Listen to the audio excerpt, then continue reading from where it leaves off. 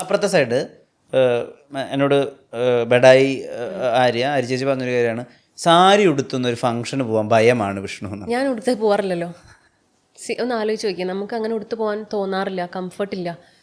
എന്തൊക്കെ നോക്കണം പറ, എന്തൊക്കെ നോക്കണം നമ്മൾ വെളിയിലേക്ക് ഇറങ്ങുമ്പോൾ? ഓക്കെ, നമ്മൾ സെലിബ്രിറ്റിയാണ്, നമ്മുടെ അടുത്തേക്ക് ആൾക്കാർ വരും, ശരിയാണ്. എനിക്ക് ഇങ്ങനെ ഇങ്ങനെ ഇങ്ങനെ നിന്ന് എനിക്ക് പോകാൻ പറ്റില്ല. അത് ദാറ്റ് ഈസ് നോട്ട് ഫെയർ അല്ലേ? തിരിച്ചിപ്പോൾ കഴിഞ്ഞ ദിവസം ഞാനൊരു വീഡിയോ കണ്ടു, തിരിച്ച് ക്യാമറ അങ്ങോട്ട് പിടിച്ചപ്പോഴത്തേക്കും അവരുടെ ഫേസ് അവർ മറയ്ക്കുന്നത് കണ്ടോ? അതെന്തുകൊണ്ടാണ്? തിരിച്ചൊന്ന് ആലോചിച്ച് നോക്കിയേ. ഇപ്പം എല്ലാവരും പറയുന്ന ക്ലീഷേ ഡയലോഗാണ്, നിങ്ങളുടെ വീട്ടിൽ അമ്മയും പെങ്ങൾമാരും ഇല്ലേ, അങ്ങനെയല്ലേ ഇങ്ങനെയല്ലേ എന്നൊക്കെ. അതൊക്കെ മാറ്റി നിർത്തി കഴിഞ്ഞാലും സ്വന്തമായിട്ട് തിരിച്ചു നിർത്തി ഞാനിത് എടുക്കുന്നതെന്ന് കാണിക്കാൻ പോലുള്ള ധൈര്യമില്ലാത്ത ആൾക്കാരാണ് നമ്മൾ. അങ്ങനെ ഒരു ആളുടെ പേഴ്സണൽ സ്പേസിലേക്ക് കയറരുതെന്നേ. അത് ഭയങ്കര ഡിസ്റെസ്പെക്ട്ഫുൾ ആണ്. പേഴ്സണൽ സ്പേസ് എന്ന് പറയുന്നത് ഇപ്പം ഞാൻ വിഷ്ണുവിൻ്റെ അടുത്ത് വന്ന് നിൽക്കുമ്പോൾ പോലും വിഷ്ണുവിനായിട്ടുള്ളൊരു പേഴ്സണൽ സ്പേസ് ഉണ്ട്. അത് വിഷ്ണു വെൽക്കം ചെയ്യുവാണെന്ന് വിഷ്ണുവിൻ്റെ ബോഡി ലാംഗ്വേജിൽ നിന്ന് എനിക്ക് മനസ്സിലാവുമ്പോൾ മാത്രമേ ഞാൻ വിഷ്ണുവിനെ ടച്ച് ചെയ്യാനോ വിഷ്ണുവിനൊരു ഷൈക്ക് ഹാൻഡ് തരാനോ അറ്റ്ലീസ്റ്റ് എന്തെന്ന് പറഞ്ഞൊന്ന് ഹഗ് ചെയ്യാനോ പാടുള്ളൂ.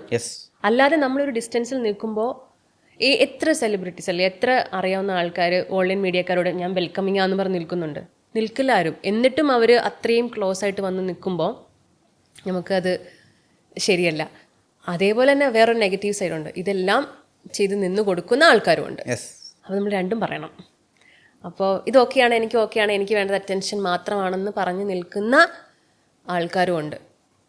അപ്പോൾ ഇത് രണ്ട് കൂട്ടരും ഇരുന്ന് ചിന്തിച്ച് ചർച്ച ചെയ്ത് മാറ്റേണ്ട ഒരു സമ്പ്രദായമാണ്. ഞാൻ എന്തായാലും അതിൽ ഉൾപ്പെടാൻ താല്പര്യപ്പെടുന്നില്ല. കാരണം എനിക്കറിയില്ല, എൻ്റെ ഒരു സമാധാനത്തിന് എനിക്ക് അത് പറ്റില്ല. മാക്സിമം അങ്ങനെ വരുന്ന സാഹചര്യങ്ങളിൽ ഞാൻ എന്താ ചെയ്യണമെന്ന് വെച്ച് കഴിഞ്ഞാൽ, മാക്സിമം പത്തറ്റിക് സിറ്റുവേഷൻ അങ്ങനത്തെ ഒരു കൈൻഡ് ഓഫ് ഡ്രസ്സ് ഇടാതെ മാക്സിമം ശ്രമിക്കും. അതാണ് ഏറ്റവും ചെയ്യാൻ പറ്റുന്ന ഒരു കാര്യം. അറ്റൻഷൻ കിട്ടാത്തിരിക്കുക ഒന്ന് ആലോചിച്ച് നോക്കുക, നമ്മുടെ ഒരു അവസ്ഥ എന്താണെന്നൊന്ന് ആലോചിച്ച് നോക്കുക. അല്ലെങ്കിൽ ചില സാഹചര്യങ്ങൾ അത്രയും മീഡിയാസ് ഉണ്ടെന്ന് പറയുമ്പോൾ ഞാൻ ഒഴിവാക്കും. അല്ലാതെ ഞാൻ അങ്ങനെ ഒരു ഇൻസെക്യൂർ ആയിട്ടുള്ള ഒരാളായതുകൊണ്ടായിരിക്കും മേ ബി. അങ്ങനെ അല്ലാത്തവർക്ക് കുഴപ്പമില്ല, പബ്ലിക്കലി ഇറങ്ങാനായിട്ട് പ്രശ്നം ഉണ്ടാവില്ല. പക്ഷേ എനിക്കത് ഭയങ്കര പ്രശ്നമാണ്. ഒരു ഇൻസിഡൻറ്റിന് ശേഷമാണ് എനിക്ക് ഇത്രയും എന്താണെന്ന് വെച്ച് കഴിഞ്ഞാൽ, നമ്മളിങ്ങനെ ചെല്ലുമ്പോൾ നമുക്ക് ഫ്രണ്ടിലേക്ക് മുമ്പോട്ടൊന്നും കാണാൻ പറ്റുന്നില്ല. എന്നെ പോലുള്ള ഒരാളാണ് ഇത് കേൾക്കുന്ന ഏതെങ്കിലും മീഡിയ സുഹൃത്തുക്കളുണ്ടെങ്കിൽ ഒന്ന് ജസ്റ്റ് എനിക്ക് വേണ്ടി മാത്രം ശ്രദ്ധിക്കുക.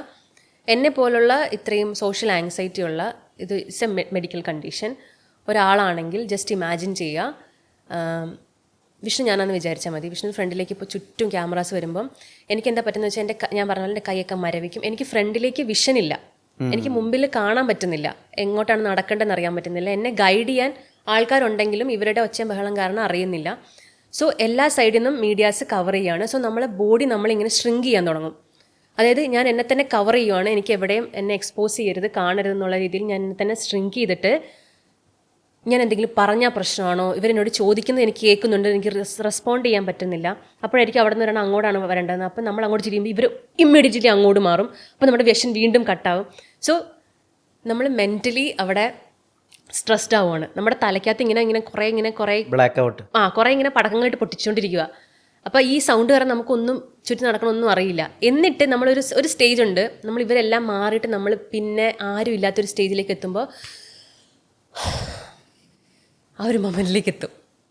It's A condition. അത് എല്ലാവർക്കും ഓക്കെ ആയിരിക്കുമെന്ന് എനിക്കറിയത്തില്ല, പക്ഷേ എനിക്കതൊരു ശ്വാസം മുട്ടണ അവസ്ഥയാണ്. ഇപ്പോഴാണ് എനിക്കത് ഭയങ്കരമായിട്ട് കൂടിയത്. ആഫ്റ്റർ ദാറ്റ് ഇൻസിഡൻ്റാണ് എനിക്ക് ഇത്രയും പ്രശ്നമായത്. ഇപ്പോഴും ഓവർകം ചെയ്യാൻ അതിനൊന്ന് ശേഷം ശ്രദ്ധിച്ചാൽ അറിയാം, ഞാൻ വളരെ റെയറായിട്ടേ ഞാൻ ഈ മീഡിയാസിന് മുമ്പിൽ എത്തിയിട്ടുള്ളൂ. കാരണം ഞാൻ സ്റ്റിൽ അതിനെ റിക്കവർ ചെയ്യാൻ ശ്രമിച്ചുകൊണ്ടിരിക്കുക. അപ്പോൾ ഉള്ള പ്രശ്നം എന്ന് വെച്ച് കഴിഞ്ഞാൽ, നമുക്കിപ്പോൾ എനിക്ക് പല ഫുഡിനും അലർജി ഉണ്ട്. അപ്പോൾ ഡോക്ടർ പറഞ്ഞിട്ടുണ്ട് ഇന്ന അലർജി ഉള്ള സാധനം, ഫോർ ലൈക്ക് ഇപ്പം ഷ്രിമ്പ് ആണെങ്കിൽ ചെമ്മീൻ കഴിക്കുമ്പോൾ ഗ്രേസിന് ചെമ്മീൻ കഴിക്കണമെന്ന് തോന്നുന്നുണ്ടെങ്കിൽ, ഗ്രേസിന് ഇന്ന അലർജി ഉണ്ടെന്ന് അറിയാവുന്ന ഒരാൾ ഗ്രേസിൻ്റെ കൂടെ ഉണ്ടെങ്കിൽ അത് കഴിക്കാൻ പാടുള്ളൂ. അല്ലെങ്കിൽ എന്താണ് ബോഡി റിയാക്ട് ചെയ്യാൻ പോകണമെന്നും ഗ്രേസിന് എന്താണ് ആ സമയത്ത് വരാൻ പോകണമെന്നും പ്രെഡിക്റ്റ് ചെയ്യാൻ പറ്റില്ല. ചിലപ്പോൾ ഇങ്ങനെ നമുക്ക് ശ്വാസം മുട്ടി നമ്മൾ ചിലപ്പോൾ സ്പോട്ടിൽ ബ്ലാക്ക് ഔട്ട് ആവും. അപ്പോൾ അടുത്ത് നിൽക്കുന്ന ആൾക്ക് അറിയണം ഇത് കഴിച്ചുകൊണ്ടാണ്, എന്നാലേ അതിനനുസരിച്ചുള്ള നമുക്ക് എന്തെങ്കിലും മെഡിക്കൽ സഹായങ്ങൾ കിട്ടത്തുള്ളൂ. അതേപോലെ ഞാൻ ഇങ്ങനത്തെ അതേ സംഭവം ഇവിടെ വരുവാണെന്ന് വെച്ചാൽ, എനിക്ക് ആ സമയത്ത് എന്തെങ്കിലും വന്ന് പറ്റിക്കഴിഞ്ഞിട്ടുണ്ടെങ്കിൽ എന്താന്ന് പറഞ്ഞ് നിങ്ങൾ എന്നെ ഹെൽപ്പ് ചെയ്യും? അതുകൊണ്ടാണ് ഞാൻ പറയുന്നത് മീഡിയ സുഹൃത്തുക്കളോട് എനിക്ക് കുറച്ച് ശ്വാസം വിടാനുള്ള ഒരു സ്പേസ് തന്നു കഴിഞ്ഞാൽ ഞാൻ ഓക്കെ ആയിരിക്കും. അല്ലെങ്കിൽ എനിക്കറിയത്തില്ല എന്താ അവിടെ സംഭവിക്കുക. അല്ലെങ്കിൽ ചിലപ്പോൾ ഞാൻ ചെന്നിട്ട് ഞാൻ അതുപോലെ തിരിച്ചു പോകും. അങ്ങനെ ചില സാഹചര്യങ്ങൾ ചെയ്താലോ എന്നൊരു ആലോചിച്ച് പോയിട്ടുണ്ട്. പക്ഷേ നമ്മുടെ ജോലി ഒന്ന് ആലോചിച്ച് നോക്കി, ഈ ജോലിക്ക് അത് വേണം, അവരുടെ അറ്റൻഷൻ വേണം, അവരും നമ്മളെ ഹെൽപ്പ് ചെയ്യുന്നുണ്ട്, അല്ലെങ്കിൽ പടം പ്രൊമോട്ട് ചെയ്യാൻ എല്ലാം ചെയ്യുന്നുണ്ട്. എല്ലാം ഒരു അണ്ടർസ്റ്റാൻഡിങ്ങിലും എല്ലാം ഒരു ബാലൻസിൽ പോകണം അല്ലേ? ആ ബാലൻസിൽ പോകുമ്പോഴാണ് അതിൻ്റെ ഒരു ബ്യൂട്ടി. അല്ലെങ്കിൽ വേസ്റ്റ് ബിൻ വെച്ചിട്ട് സൈഡിൽ കൊണ്ട് വേസ്റ്റ് ഇടുന്ന അവസ്ഥയാണ്. നമ്മൾ ആ വേസ്റ്റ് ബിൻ യൂസ് ചെയ്താലേ ആ വേസ്റ്റ് ബിന്നിൻ്റെ ഒരു ഗുണമുള്ളൂ. അല്ലെങ്കിൽ അതിൻ്റെ പ്രോപ്പറായിട്ട് ആ സാധനം നമ്മൾ അതുപോലെ യൂസ് ചെയ്യണ്ടേ? ഫോൺ കേസ് മേടിച്ചിട്ട് കേസ് ഇട്ട് ഹലോ എന്ന് പറഞ്ഞിട്ട് കാര്യമില്ലല്ലോ. കേസിൻ്റെ ഉള്ളിൽ ഫോൺ വന്നാലേ അത് ഉപയോഗിക്കുന്നതുകൊണ്ട് നമുക്ക് പ്രയോജനമുള്ളൂ. സോ നല്ല ടീച്ചറായിരുന്നല്ലേ, കുറെ എക്സാമ്പിളൊക്കെ പറഞ്ഞെടുത്തിട്ട്. ഈശ്വര ഭയങ്കര ബോറിംഗ് ആണ്. അല്ല നൈസ് നൈസ്. നമുക്ക് ഇപ്പോൾ ലെജൻസിനൊക്കെ അടുത്ത് കിട്ടിയിട്ട് നമ്മൾ വിചാരിക്കും ഇവരിൽ നിന്ന് കുറേ കാര്യങ്ങളൊക്കെ പഠിക്കാം, നമുക്ക് എക്സ്ട്രാക്ട് ചെയ്തെടുത്ത് ജീവിതത്തിൽ അല്ലെങ്കിൽ സിനിമയിൽ ഉപയോഗിക്കാം എന്നൊക്കെ. പക്ഷെ ലിറ്ററലി ആ സമയത്ത് അത് നമുക്ക് പറ്റില്ല. പക്ഷേ ഇൻവോളണ്ടറിലി ചിലപ്പോൾ ഏതെങ്കിലും ഒരു ഘട്ടത്തിൽ അത് നമ്മളെ ഹെൽപ്പ് ചെയ്യും.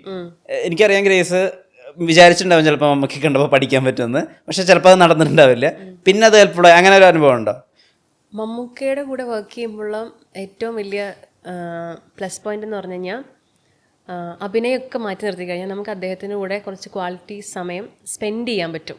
അതെല്ലാ ആക്ടേഴ്സും ചെയ്യുന്നതാണോന്ന് അറിയില്ല. മമ്മൂക്ക അങ്ങനെ പോയി വാനിലൊന്നും പോയിരിക്കുന്ന ആളല്ല. കൂടെ അവിടെ ആരെങ്കിലും ഉണ്ടെങ്കിൽ അവരൊക്കെ ഇട്ടിരുന്ന് വർത്താനം പറഞ്ഞ് അങ്ങനെ ഒരു എൻവയോൺമെന്റ് അദ്ദേഹം ക്രിയേറ്റ് ചെയ്യും.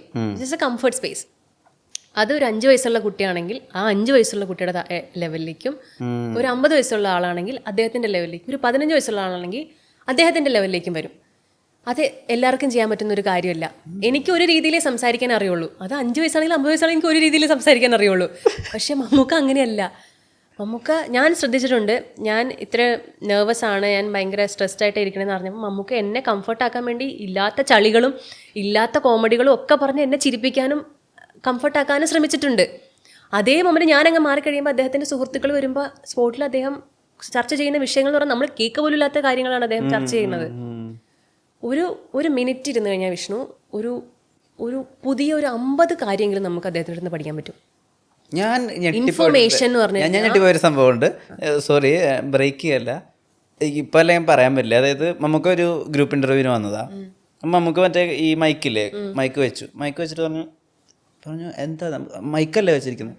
അല്ലടോ, ഈ മൈക്കിനൊരു ഇൻപുട്ടുണ്ട്, ഇത് വെച്ചാൽ കുറച്ചും കൂടി ക്ലാരിറ്റി കിട്ടും. അതായത് നമ്മുടെ കോളർ മൈക്കിൻ്റെ അവിടെ നിന്ന് എക്സ്ട്രാ വേറൊരു മൈക്കും കൂടി വെച്ച് കഴിഞ്ഞിട്ടുണ്ടെങ്കിൽ അതിന് കുറച്ചും കൂടി ക്വാളിറ്റിയിൽ നിങ്ങൾക്ക് സൗണ്ട് റിസീവ് ചെയ്യാൻ പറ്റുമെന്ന്.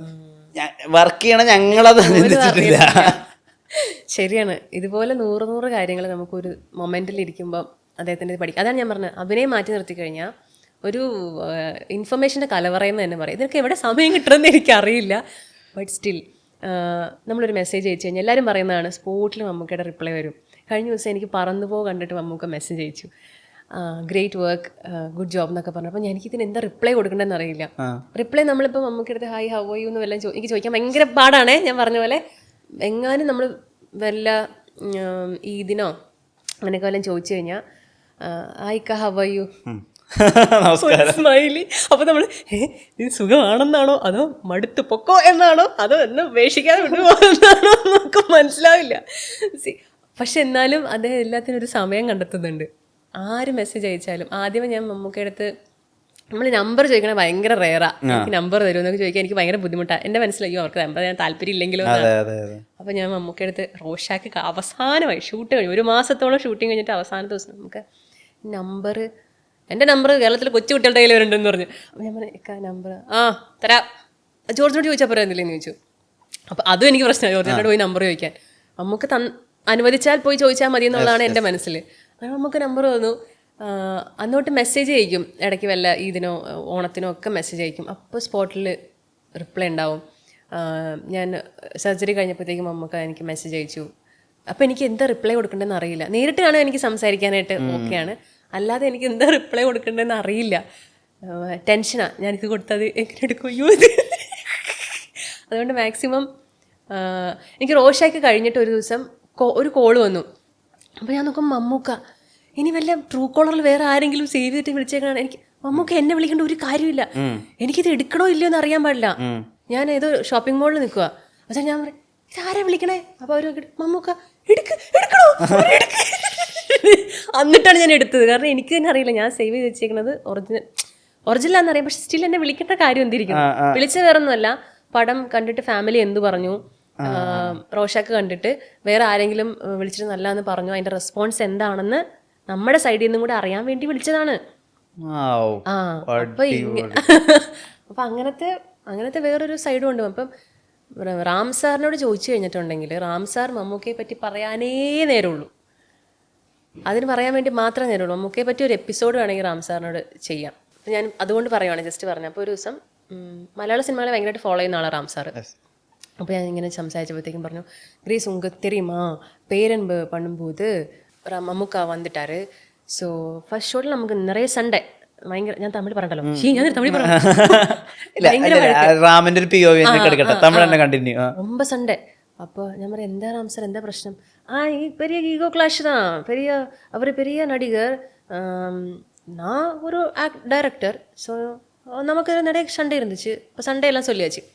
Okay sir. അപ്പോൾ ഞാൻ ഇങ്ങനെ ഇതാണോ സൺഡേ? Okay fine. പക്ഷെ നമുക്കിവിടെ അത് വലിയ സൺഡേ അല്ല. ഓക്കെ ഫൈൻ, അങ്ങനെ കഴിഞ്ഞു. അത് കഴിഞ്ഞപ്പോഴത്തേക്കും പറഞ്ഞു അടുത്ത ഷോട്ട് എടുക്കാൻ പോവാണ്. അപ്പോൾ നമുക്ക് ഇത്തിരി വഴക്കിൻ്റെ ഒരു ഇതിലൊക്കെ നിൽക്കുവാണ്. അപ്പോൾ പറഞ്ഞു ഇങ്ങനെയാണ് ഇൻസിഡൻറ്റ്. അപ്പോൾ എന്താ സാർ நம்ம பண்ண போகிற ஷாட் என்னன்னா, சார் நீங்கள் வந்து ஒரு டொமேட்டோ இருக்குது, டொமேட்டோ கட் பண்ணுற சீன் தான். அப்படி எப்படி கட் பண்ணணும்? அப்புறம் இப்படி கட் சார், நீங்கள் ஏதாவது கட் பண்ணுங்க சார் அப்படி சொல்லிட்டு റാം സാർ പോയി. ഇപ്പോൾ ഇവർക്കിടയിൽ ആ ഒരു ചകടേ സാധനമുണ്ട്. അങ്ങനെ പോയിട്ട് ഇപ്പോൾ റാം സാർ ഇച്ചിരി ഡള്ളായിട്ട് ഇരിക്കുവാണ്, വഴക്കമുണ്ടായല്ലോ ഫസ്റ്റ് ഷോട്ട്. അപ്പോൾ ഫസ്റ്റ് ഷോട്ട് മമ്മൂക്ക ഇല്ലാതെയാണ് റാം സാർ എടുത്തത്. അതിൻ്റെ എന്തോ ആണെന്ന് തോന്നുന്നു, എനിക്ക് കൃത്യമായിട്ട് ഓർമ്മയില്ല. അപ്പോൾ ആ ക്ലാസ്സിൽ ഇരുന്നിട്ട് സാർ ആക്ഷൻ പറഞ്ഞു, മമ്മൂക്ക ഈ ടൊമാറ്റോ കട്ട് ചെയ്തു എന്ന് പറഞ്ഞു. ടൊമാറ്റോ ഇങ്ങനെ കട്ട് ചെയ്തു. അപ്പോൾ റാം സാർ പറയാം, ரைஸ் உங்களுக்கு தெரியுமா? எனக்கு தெரியாது. அந்த மொமெண்ட்டில் நான் என்கிட்டே சோறு சொன்னேன், சும்மா ஒரு டொமேட்டோ கட் பண்ணுற ஷோட்டு தான். அந்த ஷோட்டு முடிஞ்சதுக்கப்புறம் இந்த படம் இவர் இல்லாமல் யாராலும் பண்ண முடியாது. ഒന്ന് ആലോചിക്കുക, ഒരു വേറെ റിയാക്ഷൻ ഇല്ല, ഡയലോഗ് ഇല്ല, ഒന്നുമില്ല, ഒരു തക്കാളി കട്ട് ചെയ്യുന്ന ഒരു ഷോട്ട്. അപ്പോൾ ഞാൻ പറയാം, അപ്പോൾ റാം സാർ പറഞ്ഞു, എനിക്ക് പിന്നെ ഇതിന് നമ്മളൊരു സോറി ചോദിക്കുക, നമ്മളൊരു റിയലൈസേഷൻ ഉണ്ടല്ലോ നമുക്ക്, നമ്മൾ ചെയ്തു പോയത് വേണ്ടായിരുന്നു എന്നുള്ളൊരു സാധനം. അതായത് മറ്റൊരാളുടെ ഒരു റിസൾട്ടോ അല്ലെങ്കിൽ വേറെ അയാൾ ചെയ്യുന്നൊരു പ്രവൃത്തി കണ്ടിട്ട് ഞാനത് ഇങ്ങനെ റിയാക്ട് ചെയ്യണ്ടായിരുന്നു എന്ന് നമുക്ക് തോന്നിപ്പോണൊരു സംഭവം ഉണ്ടല്ലോ, റിഗ്രറ്റ്. അത് റാം സാർ പറയാം, എനിക്കത് കഴിഞ്ഞപ്പോഴത്തേക്കും എനിക്ക് എന്താ ചെയ്യേണ്ടതെന്ന് എനിക്കറിയില്ല. ഞാൻ മമ്മൂക്കോട് പറഞ്ഞു, നമുക്ക് ഇത്രയേ ഉള്ളൂ എന്ന് പറഞ്ഞു. നമുക്ക് ഇത്രയേ ഉള്ളൂ ഷോട്ട്, നമുക്ക് ഇത്രയേ ഉള്ളൂ പൊക്കോളം പറഞ്ഞു. മമ്മൂക്കയെ പറ്റി പറയാനാണെങ്കിൽ നമുക്ക് ഇങ്ങനെ വാതോരാതെ സംസാരിച്ചുകൊണ്ടിരിക്കാം. മമ്മൂക്ക പറഞ്ഞിട്ടുണ്ട് അധികം ഓവറാക്കണ്ട, നിർത്തിക്കോളാൻ പറഞ്ഞിട്ടുണ്ട്. ഒരു സിനിമ അല്ല, ഒരു ഇന്റർവ്യൂവിൽ ഞാൻ മമ്മൂക്ക വെള്ളം പോലെയാന്ന് പറഞ്ഞപ്പോൾ മീഡിയയിൽ വന്ന് മമ്മൂക്ക വെള്ളമാണ്, മമ്മൂക്ക ഫുൾ ടൈം വെള്ളമാണെന്ന് പറഞ്ഞു. മമ്മൂക്ക എന്നെ ചീത്ത പറഞ്ഞായിരുന്നു. മമ്മൂക്ക ചീത്ത പറഞ്ഞു, അനാവശ്യമായിട്ട് ഒരു സ്ഥലത്ത് പോയി നിന്ന് മമ്മൂക്ക വെള്ളമാണെന്നോ അങ്ങനെ ഒന്നും പറയാൻ നിൽക്കണ്ട. ആ ഒരു മെസ്സേജോടുകൂടി ഞാൻ നിർത്തി. ഇനി നല്ലതല്ലാത്ത ഒരു കാര്യം ഞാൻ പറയില്ല. ഏതോ ഒരു ഇന്റർവ്യൂ, അന്ന് റിട്ടൺ ഇന്റർവ്യൂസിന്റെ കാലമാണ്, കുറെ കാലം അത് വീഡിയോ ഇന്റർവ്യൂ ആയിരുന്നു. ഇതല്ല വെള്ളമല്ല, ഇത് പണ്ടെടുത്തൊരു ഇൻസിഡന്റാ. ഏതൊരു ഫേമസ് ഡയറക്ടറാണ്, ആൾ ഇങ്ങനെ പറഞ്ഞു, മമ്മൂക്കയ്ക്ക് അഭിനയം എന്നാൽ ഭ്രാന്താണ്. അതിൽ അഭിനയം മാത്രമായി മമ്മൂക്കയ്ക്ക് ഭ്രാന്താണ്. അദ്ദേഹത്തിനെ പറ്റി പറയാനാണെങ്കിൽ നമുക്ക് ഒരുപാടുണ്ട്. കണ്ടന്റ് നടക്കാനാണെങ്കിൽ നമുക്കിങ്ങനെ മീഡിയാസിന് ഒത്തിരി ഉണ്ട്. അതിൽ നമ്മൾ പറയുന്ന ഒരു കാര്യം ഇവരെടുത്തിടുന്നത് വേറൊരു കാര്യം എന്ന് മാത്രമേ ഉള്ളൂ. പക്ഷേ he is such A sweet personality നമുക്ക്.